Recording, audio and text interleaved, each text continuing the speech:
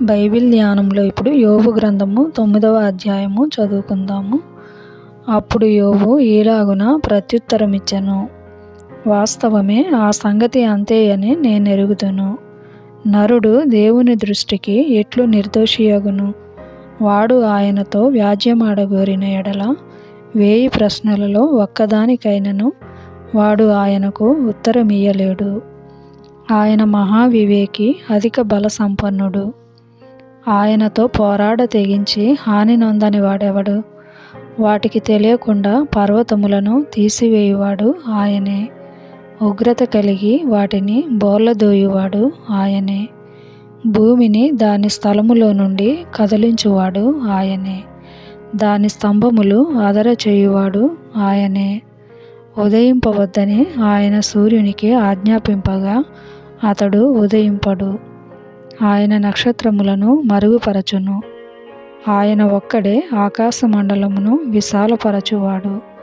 సముద్ర తరంగముల మీద ఆయన నడుచుచున్నాడు. ఆయన స్వాతి, మృగశీర్షము, కృత్తిక అనువాటిని దక్షిణ నక్షత్ర రాశులను చేసినవాడు. ఎవడునూ తెలుసుకొనలేని మహత్తైన కార్యములను, లెక్కలేనన్ని అద్భుత క్రియలను ఆయన చేయుచున్నాడు. ఇదిగో, ఆయన నా సమీపమున గడచిపోవుచున్నాడు, కాని నేను ఆయనను కనుగొనలేను. నా చేరువను పోవుచున్నాడు గాని ఆయన నాకు కనబడడు. ఆయన పట్టుకొని పోగా ఆయనను అడ్డగింపగలవాడెవడు? నీవేమి చేయుచున్నావని ఆయనను అడుగతగిన వాడెవడు? దేవుని కోపము చల్లారదు. రాహాబు సహాయులు ఆయనకు లోబడుదురు. కావున ఆయనకు ప్రత్యుత్తరమిచ్చుటకు నేనెంతటి వాడను?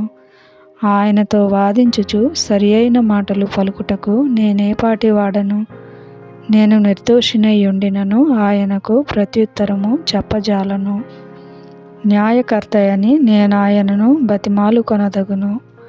నేను మొర్రపెట్టినప్పుడు ఆయన నాకుత్తరమిచ్చినను. ఆయన నా మాట ఆలకించెనని నేను నమ్మజాలను. ఆయన ఆలకింపక పెనుగాలి చేత నన్ను నలుగగొట్టుచున్నాడు. నిర్నిమిత్తముగా నా గాయములను విస్తరింపజేయుచున్నాడు. ఆయన నన్ను ఊపిరి తీయనీయడు.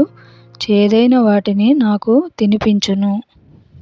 బలవంతుల శక్తిని గూర్చి వాదము కలుగగా నేనేయున్నానని ఆయన అనును. న్యాయ విధిని గూర్చి వాదము కలుగగా ప్రతివాదిగా నుండ తెగించువాడెవడని ఆయన అనును. నా వ్యాజ్యము న్యాయమైనను నా మాటలు నా మీద నేరము మోపును. నేను యథార్థవంతుడనైనను దోషి అని ఆయన నన్ను నిరూపించును. నేను యథార్థవంతుడనైనను నా యందు నాకిష్టము లేదు. నేను నా ప్రాణము తృణీకరించుచున్నాను. ఏమి చేసినను ఒక్కటే. కావున యథార్థవంతులనేమి దుష్టులనేమి భేదము లేకుండా ఆయన అందరినీ నశింపజేయుచున్నాడని నేను వాదించుచున్నాను. సమూల ధ్వంసము ఆకస్మికముగా కలిగి నాశనము చేయగా నిర్దోషుల ఆపదను చూచి ఆయన హాస్యము చేయును.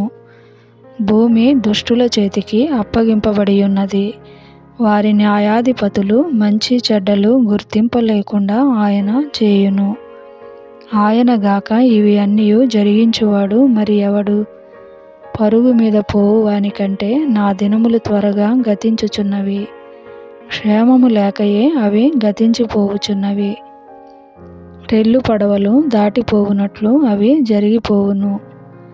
ఎరమీదికి విసురున దిగు పక్షిరాజు వలె అవి త్వరపడి పోవును. నా శ్రమను మరచిపోయేదననియు దుఃఖముఖుడనై ఉండుట మాని సంతోషముగా నుండెదననియు నేను అనుకొంటినా? నా సమస్త బాధలకు భయపడి వణకుచున్నాను. నీవు నన్ను నిర్దోషినిగా ఎంచవను సంగతి నేను నిశ్చయముగా ఎరిగియున్నాను. నన్ను దోషినిగా ఎంచవలసి వచ్చెను గదా. కాబట్టి నాకు ఈ వ్యర్థ ప్రయాసమేలా? నేను హిమముతో నన్ను కడుగుకొనినను, సబ్బుతో నా చేతులు కడుగుకొనినను. నీవు నన్ను గోతిలో ముంచెదవు. అప్పుడు నేను నా స్వంత వస్త్రములకై అసహ్యుడనగుదును. ఆయన నా వలె నరుడు కాడు. నేను ఆయనతో వ్యాజ్యమాడజాలను. మేము కలిసి న్యాయ విమర్శకు పోలేము. మా ఇద్దరి మీద చెయ్య ఉంచదగిన మధ్యవర్తి మాకు లేడు. ఆయన తన దండమును నా మీద నుండి తీసివేయవలెను. నేను భ్రమసిపోకుండా ఆయన తన భయంకర మహాత్యమును నాకు కనపరచకుండవలెను. అప్పుడు ఆయనకు భయపడక నేను మాటలాడెదను. ఏలయనగా నేను అట్టివాడను కాననుకొనుచున్నాను.